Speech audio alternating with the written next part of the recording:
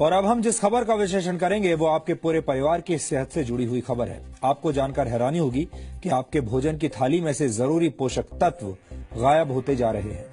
यानी आप जो खाना खा रहे हैं उससे आपका पेट तो भर सकता है लेकिन पोषण नहीं हो सकता।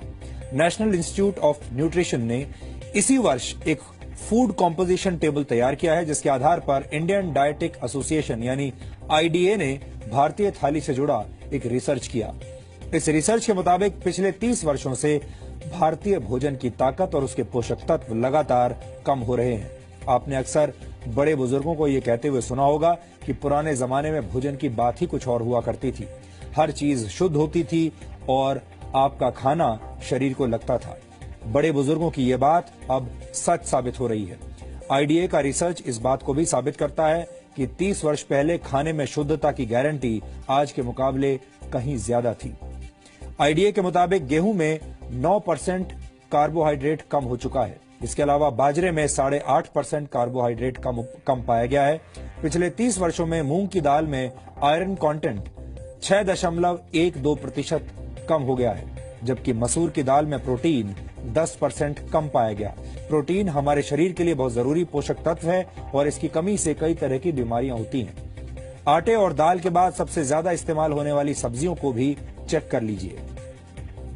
नए जमाने के आलू में विटामिन बी, मैग्नीशियम और जिंक की मात्रा पहले से कम पाई गई है। टमाटर में विटामिन बी, आयरन और जिंक की मात्रा में 66 से 73% तक की कमी देखी गई। फलों की बात करें तो सेब में आयरन कंटेंट पहले के मुकाबले 60% कम हो चुका है। यानी लो हीमोग्लोबिन और एनीमिया से पीड़ित लोगों को सिर्फ सेब के भरोसे अब नहीं रहना चाहिए। इस आंकड़े को देखने के बाद कई पुरानी कहावतों से आपका भरोसा उठ सकता है। अक्सर कहा जाता है an apple a day keeps the doctor away, यानी एक सेब हर रोज खाने से आप स्वस्थ रहते हैं और डॉक्टर से दूर रहते हैं। लेकिन इस दौर में ये कहावत भरोसा करने लायक नहीं रही, क्योंकि सेब के अंदर पोषक तत्व अब कम हो चुके हैं। आईडीए ने इस रिसर्च को तैयार करने में नेशनल इंस्टीट्यूट ऑफ न्यूट्रिशन के फूड कॉम्पोजिशन टेबल का इस्तेमाल किया है। एनआईएन ने 528 तरह के खाद्य पदार्थों में मौजूद 151 पोषक तत्वों की जांच की है। इस इंस्टीट्यूट ने 30 साल पहले भी एक फूड कॉम्पोजिशन टेबल तैयार किया था और उस समय के खाद्य पदार्थों में न्यूट्रिशनल वैल्यू आज की तुलना में काफी ज्यादा थी। एक्सपर्ट्स के मुताबिक खेतों में पैदावार बढ़ाने और फसल को बीमारियों से बचाने के लिए पेस्टिसाइड्स और खाद का ज्यादा इस्तेमाल किया जाता है और केमिकल के ज्यादा इस्तेमाल से भारत की मिट्टी में पोषक तत्व लगातार कम हो रहे हैं, जिसकी वजह से खेतों में उगने वाले अनाज, सब्जियों और फलों के पोषक तत्वों में भी गिरावट आ रही है। भारत की मिट्टी में जिंक की मात्रा 43% कम हो गई है। इसी तरह बोरॉन 18.3%, आयरन 12.1%, मैग्नीशियम 5.6% और कॉपर 5.4% कम हो गया है। जाहिर है, जब फसल को पैदा करने वाले खेतों में ही पोषक तत्व कम होंगे तो खाने पीने की चीजों में न्यूट्रिशनल वैल्यू भी कम मिलेगी।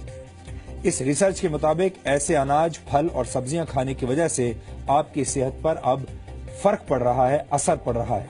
आपका शरीर कमजोर बुनियाद वाली उस इमारत की तरह है जिसमें हमेशा रोगों की आशंका बनी रहती है।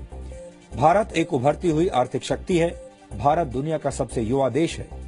एनएसएसओ के मुताबिक भारत की कुल जनसंख्या में 47 करोड़ से भी ज्यादा लोग कामकाजी हैं, लेकिन भारत धीरे धीरे बीमार और थके हुए लोगों का देश बनता जा रहा है।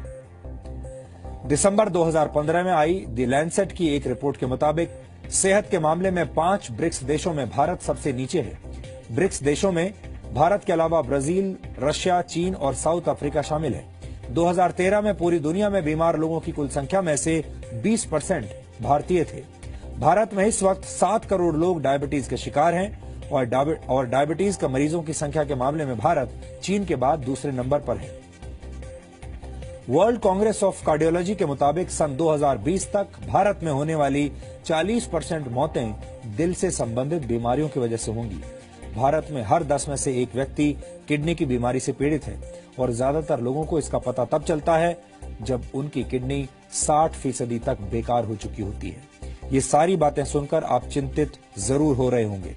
आप सोच रहे होंगे कि एक तरफ भारत के लोग बीमार हो रहे हैं और दूसरी तरफ हमारे भोजन के अंदर मौजूद पोषक तत्व भी कम हो रहे हैं। ये एक तरह से दोहरी मार है।